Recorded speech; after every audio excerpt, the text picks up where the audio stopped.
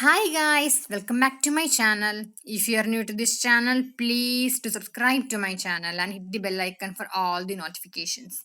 So here today let's cover on the topic computer security.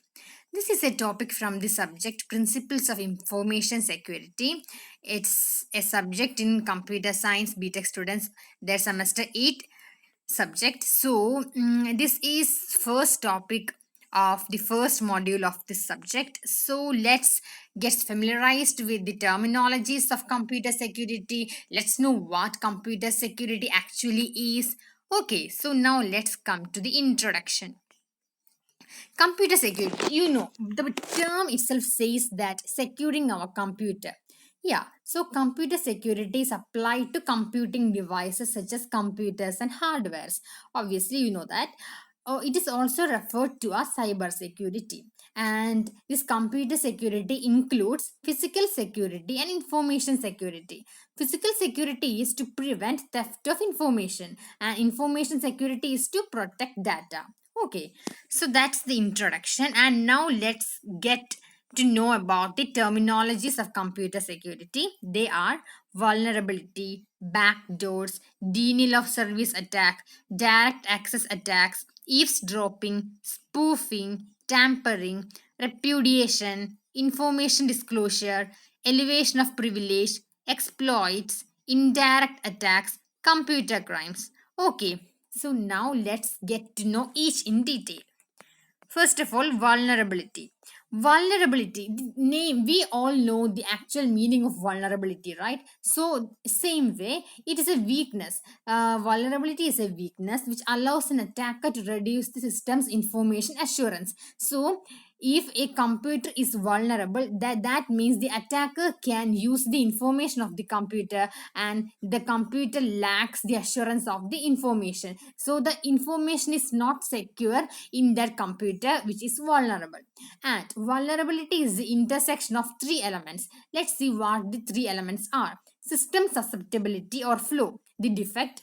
Second one is attacker access to the flow. Third one is attacker capability to exploit the flow. So these are the three elements. Okay, intersection of these three elements is vulnerability. Now let's see what backdoors is. Method of bypassing normal authentication, securing remote access to a computer, obtaining access to plain text, and they try to remain undetected as well. So in backdoors, the attacker always remain undetected, and they bypass normal authentication, and they secure remote access to a computer. Okay, these are the attackers do, and backdoor may take the form of an installed program. So this backdoor can take the form of an installed program as well, and the attacker remain undetected as well. And denial of service attack, they are not used to gain unauthorized access or control of a system. Mainly what the attacker does, attacker take the control of the system, or access in an unauthorized way. That's what the attackers mainly do. But in this case, they are not doing such things. Instead, they are designed to render the system unusable. Means they are really making the system unusable, they are destroying the system. See the third point, they deny service to individual victims, such as deliberately entering wrong password enough consecutive times to cause the victim account to be locked. There are many accounts where if we type the password wrong, after certain amount of time, means in if we type the wrong password many times continuously, then the account get locked. Yeah, the same way here the attacker does that and make the account locked. That what the attack do in this denial of service attack. This type of attack is very hard to prevent. Yeah, we cannot prevent these attacks too, because the behavior of whole network need to be analyzed. To prevent this, the whole network's behavior we have to analyze, and it's really difficult for us to analyze the whole network. Next one is direct access attacks. An unauthorized user gaining physical access to a computer can perform many functions. Okay, an unauthorized user who gets access to a computer can perform many functions like install different types of devices to compromise security, including operating system modification. The only method to defeat this is to defeat this direct access attack. There is only one method, that is to encrypt the storage media and store the key separate from the system. Storing the key separate from the system and encrypting the storage media is the only method to defeat this attack. It is the only type of threat to standalone computers. So, in standalone computers is vulnerable to these direct access attacks. Next one is eavesdropping. You know what eavesdropping is. We normally says eavesdropping is hearing some private conversation, right? So here it is the act of listening to a private conversation, typically between hosts on a network. So eavesdropping is an attacker listening to a private conversation which is really confidential between hosts over a network. Example: Carnivore and Site have been used by the FBI and NSA to eavesdrop on the systems of internet service providers. So this FBI and NSA are the attackers who eavesdrop on Carnivore and Site. Next one is spoofing. Spoofing describes a situation where a person or a program successfully masquerades as another by falsifying data and thereby gaining an illegitimate advantage. Here, the attacker masks themselves as the real person. So, we cannot understand whether the attacker is the real person or not because it masquerades itself, and they falsify the data and they gain illegitimate advantage. Okay, and next one is tampering.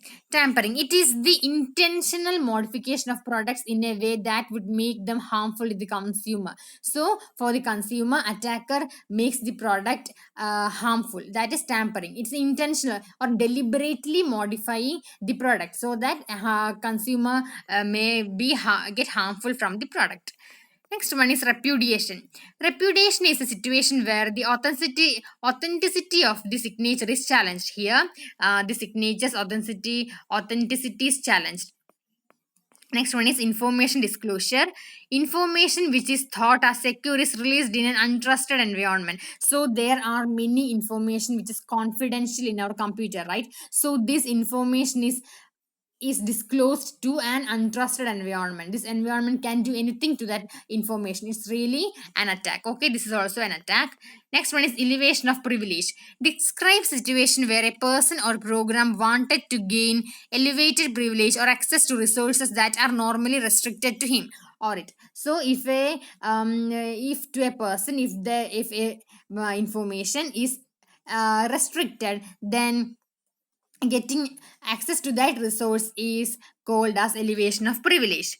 Next one is exploits. Exploit refers to small programs that take advantage of a software flow that has been discovered. So there will be many defects in a software, right? So exploit are the small code that take advantage of that flow in a system. Okay, it can cause unintended behavior to occur on computer hardware. So this simple small programs take advantage of that, and it can cause many destruction to a computer hardware and unintended behavior.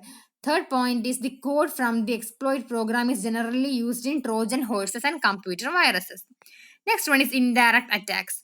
Attack launched by a third party consumer. So this attack is caused by a third party consumer. Attacker uses someone else's computer to launch the attack, which makes it difficult to track the actual attacker. So here the actual attacker takes someone else's computer and the attack is done by that computer. So it's really difficult for us to catch the actual attacker because he haven't used his account or his computer. So that is an indirect attack, attacking indirectly. Computer crimes. Computer crimes refers to any attack that includes computer and a network. If there is a computer and a network, then that attack is called as computer crime. So I think you are familiarized with the terminologies. I will come up with next video. Thanks for watching. Bye bye.